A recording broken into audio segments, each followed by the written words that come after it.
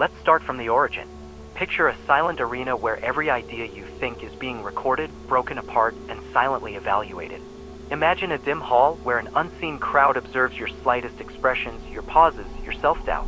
You live as though that crowd is real, as if your value depends entirely on their reaction. But here's the unraveling truth.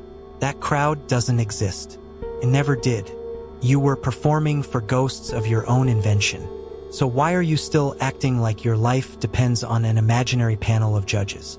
What invisible compulsion has led you to discard your real self in exchange for fleeting praise? Maybe it's just easier to believe that your worth hinges on being validated than to consider the unsettling idea that you could let go of that need and the world would barely flinch. This is the trap, a mental maze that keeps people tethered. Dependency on approval dressed up as social necessity. Here's what most don't want to hear. Those individuals who seem magnetic, naturally respected, they aren't always the smartest, the most gifted, or the most attractive. Often, they've simply detached from the need to be approved. They've made peace with being misunderstood. And that detachment becomes their shield. That's when genuine connections appear. Real opportunities, deep respect, because nothing can mimic the presence of someone who's decided to stop pretending. Think back to a moment when you didn't explain yourself, didn't rehearse your words, didn't edit your emotions, where you weren't mentally rehearsing how you'd be perceived. What happened then? Likely, nothing broke, but everything began. Nothing crumbled when you stopped pleading for applause. And yet, something priceless emerged. Clarity. The kind of clarity that scares those who've never dared to explore their own silence. Here's the contradiction at the heart of it. The more you hunger for acceptance, the more you vanish. The more you contort to fit in, the more forgettable you become. The law of rarity applies. What is scarce gains value. What begs for notice is dismissed. And here you are, behaving like a commodity on clearance, waiting for someone to see your worth. Ask yourself, with brutal honesty, if you vanished from every timeline, inbox, and feed, who would you be, stripped of hearts, comments, and applause? Is there a core within you that survives indifference? If not, your whole existence has been an illusion built on sand. You were conditioned to think likability is everything, that your reputation could shatter at any moment. But this isn't your fear, it's an outdated program wired into you. An inherited anxiety that thrives because you've never paused long enough to question it. Carl Jung wrote about this need to sit with ourselves without reaching for approval. That's the actual challenge. Now visualize something unsettling. Your need for praise is the chain that binds you. No one needs to raise their voice or give you orders. They just need to stop clapping and you collapse. That's not freedom. It's performance. And it continues until you realize the crowd never really cared. The people who leave a legacy all have one thing in common. They stopped waiting for consensus. Their draw didn't come from people-pleasing, it came from the quiet confidence of being centered. While you worry if you're enough, they spend that same time building. They use the energy you waste on self-doubt to fortify purpose. And ironically, they're the ones who end up being respected. So try this, walk through a place where no one acknowledges you. Not a glance, not a smile. What rises up in that silence? The dependency starts screaming. You'll feel exposed. But beneath that exposure is a key. Because the moment validation stops mattering is the moment your strength returns. Real power begins when you stop making excuses for your silence. When you stop asking others to approve your presence. When you begin to understand that true respect isn't something you extract. It's something you attract by existing without apology.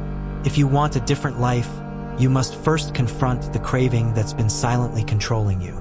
It's elegant, sophisticated, and invisible, but it's a prison all the same. So ask yourself, will you keep trading your truth for attention? Or will you risk being ignored so you can finally live? Because in that space where you're no longer grasping for notice, a quiet strength grows. If you lean into it, something unexpected happens. You become seen not by many, but by those who matter. And only after you stop asking for permission. Right now, a part of your mind is likely crafting justifications. It's not that bad. Or, everyone needs a little praise. But that's the crack. The same crack that's drained you for years. Let's get one thing clear.